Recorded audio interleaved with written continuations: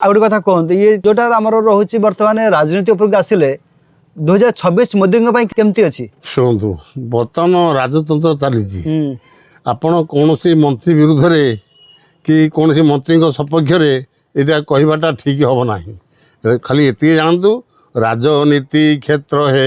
स्थिर समस्ते होइबे तमसा खोर राजनीति क्षेत्र मोदी शासन क्षमता रहिबे ना पलट हम भांगी जीव आज्ञा भांगी जीव मेंटो सरकार एते भांगिबो हाँ हां हाँ आपण 28 मसीहा को तबे जदि मोदी एथर गादी रे बस परिबे नाही तबे तांको परिवर्तन बीजेपी रे आउ जण के आसीबो ना एथे आउ किछि हबो एथरे सुनो तो ये माने मो कहया कथा कोन तो माने जदि मोदी होचन जणे पीएम फेस तबे फेस परिवर्तन हेई आउ जण को गादी रे बछि दिया जिवो ना आउ किछि आमे देखिबा नहीं जे बसी जो गादी रे आउ जणे बसिबो हां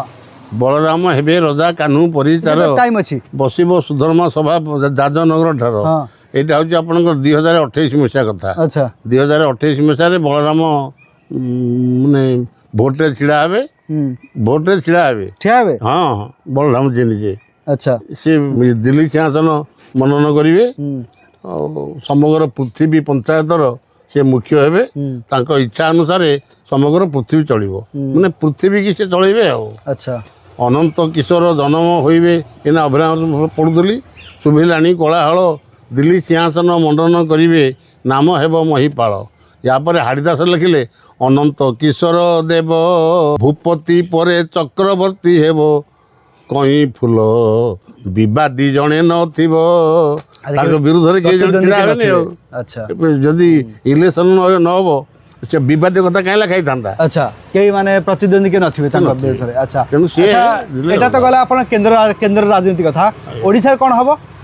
ओडिसा राजनीति भांगिबो भी राजनीति भांगिबो का सेठी झुला सरकार एठी तो झुला सरकार नाही राष्ट्रपति शासन जारी होबो तापर पुणी राष्ट्रपति शासन को 26 ले लागि जिवो ना ना सीधा 27 में 27 के लागिवो अच्छा राष्ट्रपति शासन जारी हेले तापर पुणी इलेक्शन होबो से इलेक्शन आगु को हमर आछि पश्चिम बंग रे इलेक्शन किछि प्रभाव पकेबो कि दंगा एमति किछि हबार संभावना अछि कि हमर आंतरिक बवाल आपन से आरंभ हेती होबो से आरंभ हो जिवो आज्ञा आपन कलिकता कथा कहउछन तो कलिकता कथा हम कहू से जो आरंभ से स्टार्ट हो नै कि आपन जेमति इंग्रज माने प्रथमे सुतानटी हुगुली गोविंदपुर तीनोटी गाँ माने केते प्राय 40-50 किलोमीटर हम ये गाँ को से गाँ तो तीन टा की गाँ को गोले मापिले प्राय 50 किलोमीटर हम इंग्रज माने किमती गोविंदपुर हुगुली सुतानटी तीनोटी गाँ को गोटाए सहर करदे ठीक इंग्रज माने जेमती करथिले आपन सेमती हबो अच्छा किंतु ओडिशा रे भगवान का जन्मस्थान ओडिशा जे भगवान जन्मस्थान अनिष्ट घटिले पुणी नुआ हेब जन्म बुझिले सृष्टिर करता प्रभु जगतपति जान भारते वैकुंठपुर करिवे शासन भारत को छाड़ीदेले सबु देश जीव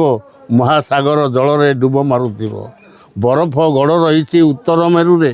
तरलिब धीरे धीरे सूर्यंक रश्मि रे ए वर्ष एमती खरा हबो जे से धीरे धीरे तरलिब तल ए आरंभ कर सारानी बरफ गड़ 2 मास है तरली आरंभ होगी आपणकर किमसी कि पद लिखी बरफ गड़ रही उत्तर मेरु रे तरलिब धीरे धीरे सूर्यंक रश्मि रे बहिब पानीर सुओ समुद्र को जान आटलांटिक बढ़ीज कहीं केते गुण आटलांटिक महासागर बहुत गुण बढ़ीज बहिब पानीर सुओ समुद्र को जान तो आटलांटिक बढ़ीगले कौन हम ना भारत को छाड़ीदेले सबु देश जीव महासागर जल रे डुब मारुथिबो भारत जे भगवानकर जन्मस्थान अनिष्ट घटिले पुणी नुआ हेब जन्म सृष्टिर करता प्रभु जगतपति जान भारते वैकुंठपुर करिवे शासन आपन देखो अयोध्या किमती बर्तमान होती पुरी जगन्नाथ मंदिरटा किमती बर्तमान हेलानी एबे तारातारिणी पीठरा किमती सजे होउची सब मंदिर बर्तमान सब देखो देवादेवी मंदिर स्थान सब किमती होउची ये बहुत कथा आलोचना कले हबो तेणु आपन जहाँ पचारे मुझे उत्तर दे ना ना निश्चिंत भाव में आपन को बहुत बहुत धन्यवाद खूब सुंदर आप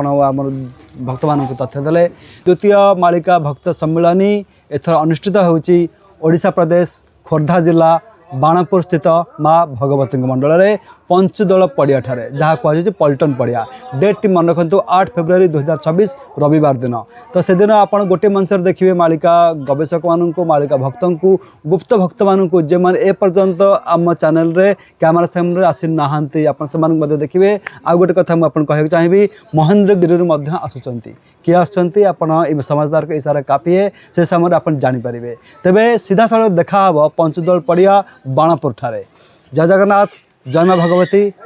जय पंचसखा।